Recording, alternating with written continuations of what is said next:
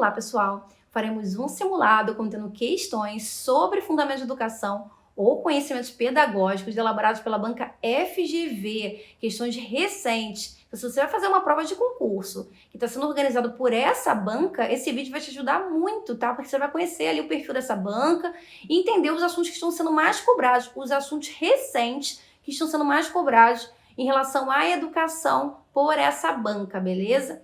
Além disso, também disponibiliza algumas apostilas para venda, caso seja do seu interesse. Dê uma olhada na ementa da apostila, ver se bate com aquilo que você está procurando. Eu vou deixar os links na descrição desse vídeo. Para você ficar por dentro de todos os lançamentos e para que eu dê prosseguimento a essa playlist, também é fundamental que você se inscreva no canal e ative o sininho, beleza? Bom, é isso. Bora começar! Vamos iniciar o nosso simulado com questões recentes da FGV voltadas para a área de educação. Então, começando pela questão que diz o seguinte: as políticas educacionais para a inclusão têm como objetivo garantir o acesso, a permanência e o sucesso de todos os alunos na escola, promovendo uma educação de qualidade para todos, sem discriminação. No Brasil, diversas leis e políticas foram criadas para garantir a inclusão escolar, visando atender às necessidades educacionais de todos os alunos, incluindo aqueles com deficiência, transtornos globais de desenvolvimento e altas habilidades e superdotação. Em relação ao tema, a LBI, que é a Lei Brasileira de Inclusão da Pessoa com Deficiência, Lei 13.146 de 2015, estabelece o quê? Aqui no canal tem uma playlist de legislação educacional que inclui essa lei, tá? Tem uma sequência de vídeos sobre várias leis, como a LDB, sobre o ECA, e também tem alguns vídeos sobre a LBI, que é a Lei Brasileira de Inclusão, né, que é o Estatuto da Pessoa com Deficiência. Vale muito a pena vocês assistirem. Essa lei ela tem como objetivo assegurar que as pessoas que possuem algum tipo de deficiência, elas estejam inclusas na sociedade, que elas tenham seus direitos fundamentais garantidos, né, que eles consigam ter os seus direitos e suas liberdades fundamentais e em condições de igualdade. Segundo o artigo 27, parágrafo único, relacionado ao direito à educação, é dever do Estado, da família, da comunidade escolar e da sociedade assegurar educação de qualidade à pessoa com deficiência, colocando-a a salvo de toda forma de violência, negligência e discriminação. Então, a educação inclusiva, ou seja, uma educação que ela não seja excludente, uma educação que não segregue, uma educação que ela inclua esses educandos, tá? Então, não é que esses educandos eles têm que se integrar e têm que se adaptar às condições. Não, a sociedade, a instituição, ela tem que, na verdade, incluí-los, criar mecanismos de inclusão. Então, é importante saber diferenciar a integração da inclusão. A integração é quando aquele aluno ele é integrado naquela unidade escolar e ele se adapta às condições, né, que são oferecidas a ele. Já a inclusão não. A inclusão são uma série de dispositivos, mecanismos, estruturas que de fato incluam aquele educando, que não precisa com que ele se adapte, mas que já considere a sua existência e para isso já tem toda uma estrutura equipada para recebê-lo. Então percebo que a letra A ela está perfeita, porque ela fala exatamente isso, que é dever do Estado, da família, da comunidade escolar e da sociedade assegurar a educação inclusiva, né, para todos os alunos, colocando-os a salvo de toda forma de discriminação. Né, discriminação incluindo também a violência e também a negligência, que ele não coloca aqui, mas não tem problema, porque a questão ela não está restringindo, ela não está colocando somente de discriminação ou apenas de discriminação. Então a letra A está correta, é a nossa resposta. Letra B, prevê a segregação dos alunos com deficiência em escolas especiais, afastando-os do convívio com os demais alunos. Segregar é separar, é o extremo oposto da inclusão. Tá? Então segregação não tem nada a ver com inclusão, são antônimos. Tá? E, na verdade, a ideia é que esses alunos eles sejam inclusos na rede regular de ensino. Então, que eles fiquem ali nas classes regulares, no ensino regular, e no contraturno, eles têm uma educação, um atendimento educacional especializado, tá? Então, não é segregar, é incluir. Letra C. Não aborda a questão da educação inclusiva, sendo focada apenas em outros aspectos da vida da pessoa com deficiência. Não, a LBI, ela é o estatuto da pessoa com deficiência. Evidentemente que aborda, sim, sobre questões inclusivas. Letra D. Estabelece que a educação inclusiva é opcional, cabendo aos pais decidir se desejam ou não incluir o filho com deficiência na escola regular. Não, é obrigação dos pais matricularem os seus filhos, né, na idade recomendada, né, a partir dos 4 anos a matrícula ela é obrigatória, né, então isso é uma obrigação, um dever dos pais. E a questão da escola regular, como eu falei, preferencialmente que esses alunos da educação especial eles estejam na rede regular de ensino, né, convivendo com os demais. E aí no contraturno você tem ali um atendimento educacional especializado. Tá? Então a letra D está errada porque ela coloca como se fosse algo opcional e não é. Letra E. Determina que a educação inclusiva deve ser oferecida apenas para os alunos com deficiência física, excluindo os alunos com transtornos globais de desenvolvimento e altas habilidades ou superdotação. Não. Então é todo esse público da educação especial, tá? Que inclui sim os alunos de transtornos globais de desenvolvimento e também de altas habilidades e superdotação, além daqueles que possuem algum tipo de deficiência. Vamos para a segunda questão, que diz o seguinte: a didática é pensada como um conjunto de princípios e regras que regulam o ensino, tendo em vista a tríade, os conteúdos das matérias, a ação de ensinar e a ação de aprender, desde que foi estruturada a partir do século XVII por Comênio e sua obra Didacti Magna, segundo Libânio, 2017. Vem sofrendo, ao longo do tempo, as modificações diferentes às várias concepções pedagógicas construídas até hoje. Associa a didática ao direcionamento pedagógico dado nas escolas atualmente. Número 1, didática tradicional. Número 2, didática crítico-social. E número 3, didática libertadora. Aqui no canal tem uma playlist sobre fundamentos de educação com vídeo aula, ou seja, né, com vídeos com explicações e também com questões ao longo desses vídeos relacionados a vários temas importantes, muito cobrados na parte pedagógica, né, para quem está tentando cargos relacionados à educação. E tem um vídeo específico sobre as tendências pedagógicas na prática escolar. E eu falo da pedagogia liberal e também da pedagogia progressista. Porque segundo Libânio, né, nós temos duas tendências, as tendências pedagógicas são classificadas em 2 tipos, liberais e progressistas. E a pedagogia liberal ela é classificada em tradicional, renovada progressivista, renovada não diretiva e tecnicista. Enquanto que a pedagogia progressista ela é classificada em libertadora, libertária e crítico-social dos conteúdos. Eu também tenho uma apostila que eu disponibilizo para venda, que tem vários conteúdos que são normalmente cobrados em concurso público para a parte pedagógica. Tá? Essa apostila, o link eu vou deixar na descrição do vídeo para caso alguém tenha interesse. Então você analisa, né, a ementa da apostila e vê se cabe para o seu concurso. A questão ela traz na forma de didática, né, a classificação da didática, mas a ideia é a mesma que das tendências, tá? A tendência liberal tradicional, por exemplo, ela coloca, né, como principal objetivo, né, que é formar indivíduos, cidadãos que cumpram papéis sociais. A ideia não é modificação da sociedade, transformação social, mas é a manutenção da ordem vigente. Então, o papel da escola é formar cidadãos que irão cumprir com papéis sociais, de acordo com suas aptidões individuais.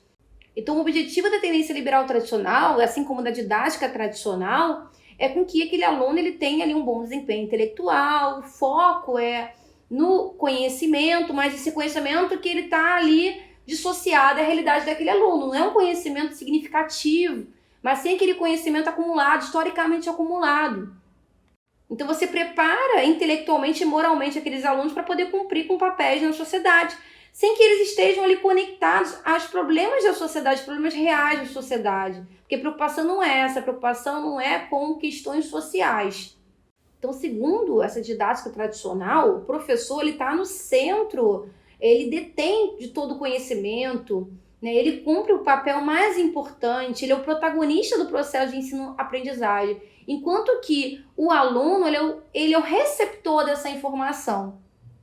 Então, segundo a didática tradicional, você tem uma transmissão de conhecimento e o aluno é o receptor desse conhecimento, sem que haja ali uma troca, sem que haja ali é uma questão de um debate. Na verdade, ali a ideia principal é a memorização dos conteúdos, é aquele ensino humanístico da cultura geral. Então, a gente já consegue matar número 1. Perceba que a segunda assertiva diz que o ensino baseado na transmissão do conhecimento, o qual o estudante precisa decorar sem questionamentos. Estamos falando da didática tradicional. Já a didática libertadora, que faz parte da tendência progressista, é a pedagogia de Paulo Freire. É uma pedagogia que se contrapõe à educação tradicional, chamada por Paulo Freire de educação bancária, né, na qual o aluno ele serve como um depósito de informação. Os conteúdos trabalhados por essa tendência são chamados de temas geradores, né, que permitem uma problematização da realidade do aluno através de grupos de discussão, e o professor ele vai coordenar essas atividades. Então, são temas que estão relacionados a questões sociais, a questões políticas. Então, sendo assim, a gente consegue também matar, né, a assertiva que faz referência à didática libertadora, que é a primeira, né, que diz que tem no processo educativo o professor como coordenador das atividades centradas em temas sociais e políticos, organizados numa ação conjunta com os estudantes. Perceba que fala em ação conjunta, né? Porque, na verdade, o estudante ele tem um papel fundamental. Não tem mais aquela ideia de que o professor está no centro, né? Que é a figura mais importante, tá? E não, na verdade, nós temos aqui uma troca. Portanto, a primeira assertiva é a número 3. E, por fim, nós temos a didática crítico-social, que é a crítico-social dos conteúdos. Essa tendência tem como objetivo a difusão de conteúdos, mas conteúdos que sejam significativos, conteúdos que estejam relacionados às realidades desses alunos, conteúdos vivos que considerem as demandas e as realidades desse aluno. Então, essa didática crítico-social, ela não abre mão dos conteúdos, ela não coloca os conteúdos de forma secundária, não, ela prioriza os conteúdos, mas conteúdos esses que sirvam de palco para discussões, né, que atendam aos interesses populares. Então, percebo que a última assertiva vai ao encontro dessa didática crítico-social. A articulação do ensinar e aprender objetiva o desenvolvimento intelectual dos estudantes através da aprendizagem ativa, de modo a formar a consciência crítica face às questões sociais. Portanto, a nossa sequência ficou 3, 1, 2 e a nossa resposta é a letra D. Vamos para a nossa terceira questão, que diz o seguinte: a administração de uma universidade, pressionada por interesses políticos externos, decidiu proibir a utilização de determinados textos literários e filosóficos nos cursos de humanidades.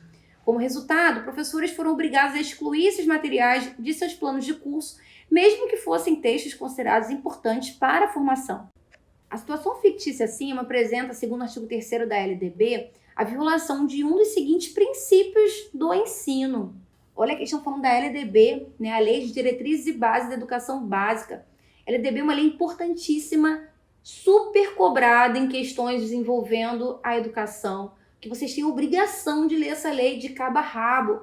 Aqui no canal tem, né, uma playlist de legislação educacional, que tem uma série de vídeos, uma sequência de vídeos explicativos sobre a LDB. No entanto, é fundamental que você também faça sua leitura em relação a essa lei, tá? Então, como a própria questão disse, no artigo 3º, nós temos os princípios esses, né, que serão utilizados para que o ensino seja ministrado. O ensino terá como base esses princípios, como a igualdade de condições para acesso e permanência na escola, liberdade de aprender, ensinar, pesquisar, divulgar a cultura, pensamento, a arte e o saber, pluralismo de ideias e de concepções pedagógicas, respeito à liberdade e apreço à tolerância. Enfim, tem uma série de princípios.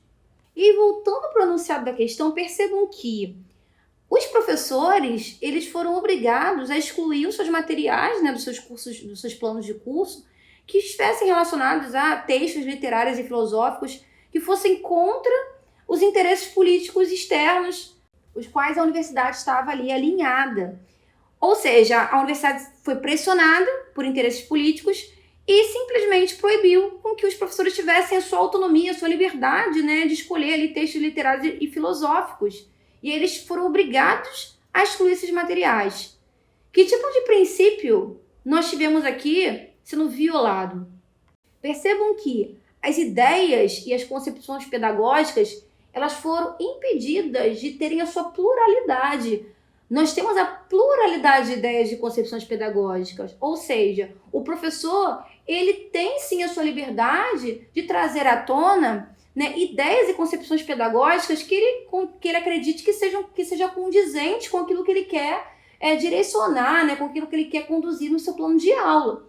Quando eu falo em liberdade, em autonomia, obviamente quando estou falando de um professor, de um educador, ele resolver ministrar conteúdos que sejam preconceituosos, que sejam intolerantes. Claro que não. O que estamos falando aqui é de ter pluralidade, de ter diversidade em relação à forma como você vai abordar isso. A concepção pedagógica que você vai estar alinhado para poder desenvolver um bom trabalho, um trabalho pedagógico que seja condizente com a realidade que você está ali lidando. Tá? E aí, a partir do momento que ele é impedido de fazer isso, na verdade, está indo contra esse princípio da pluralidade de ideias e concepções pedagógicas. Portanto, a letra C é a nossa resposta. Vamos para a penúltima questão desse vídeo, que diz o seguinte: assinale a opção que define corretamente o conceito de educação integral, a Base Nacional Comum Curricular, BNCC. É importante saber, né, que a BNCC, a Base Nacional Comum Curricular, é um documento de caráter normativo, que define o conjunto orgânico e progressivo das aprendizagens essenciais que todos os alunos devem ter direito ao longo das etapas e modalidades de educação básica. Então, a BNCC, ela garante que todos os alunos, né, de todo o Brasil, eles tenham ali seus direitos de aprendizagem e desenvolvimento garantidos, que são as aprendizagens essenciais, que a BNCC considera como sendo essencial, que não pode deixar de ser ministrado. E claro que a BNCC também abre para os conteúdos diversificados, porque cada região tem a sua particularidade, tem a sua especificidade. A questão, ela quer saber o conceito de educação integral com base na BNCC. Quando falamos em educação integral, não estamos falando necessariamente de uma educação com mais tempo em sala de aula.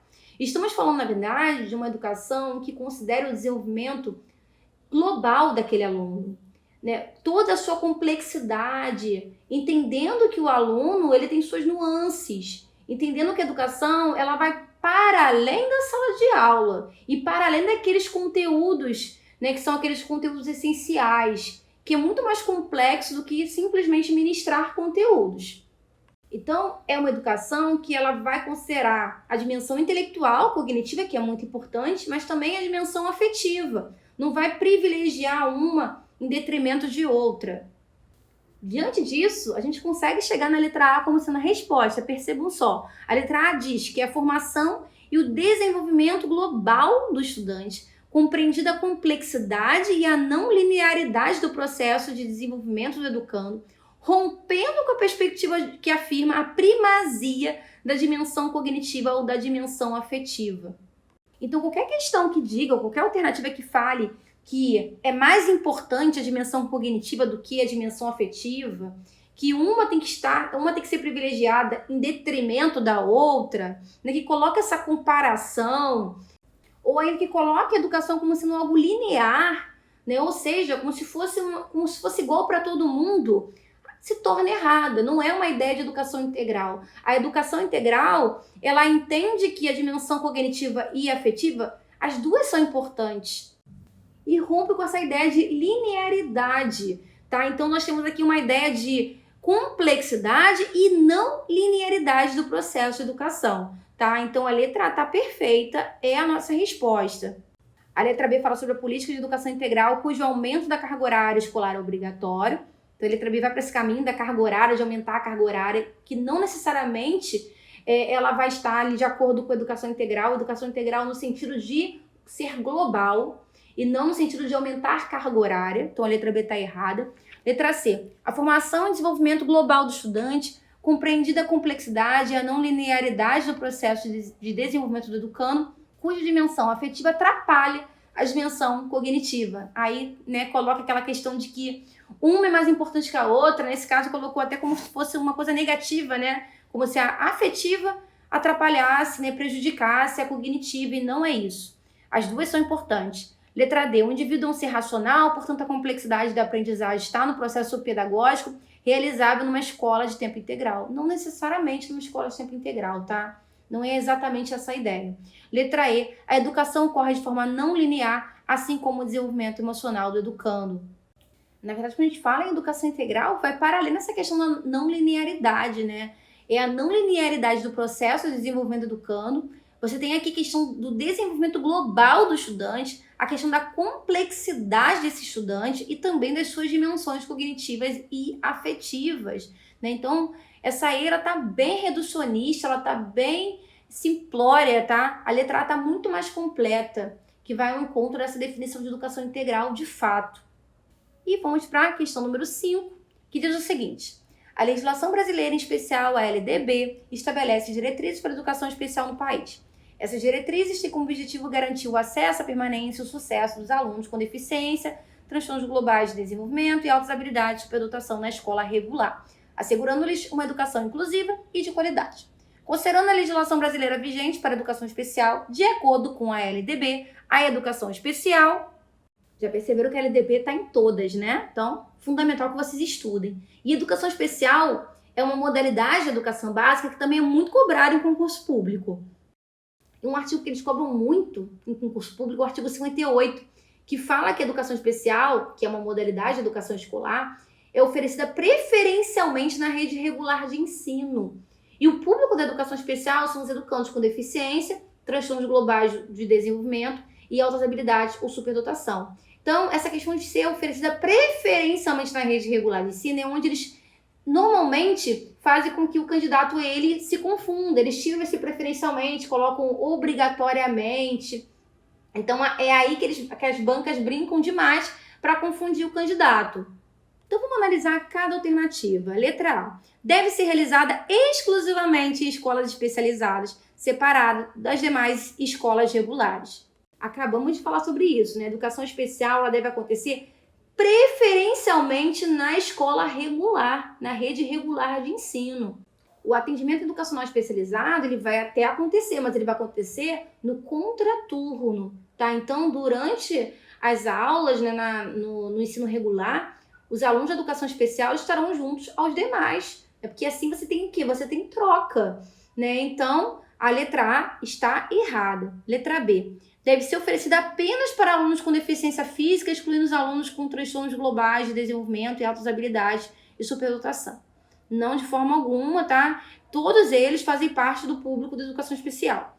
Letra C. Deve ser uma modalidade de ensino à parte sem integração com o ensino regular. Então, deve acontecer preferencialmente na rede regular de ensino. Olha como é que isso cai, né? Então, você está errada.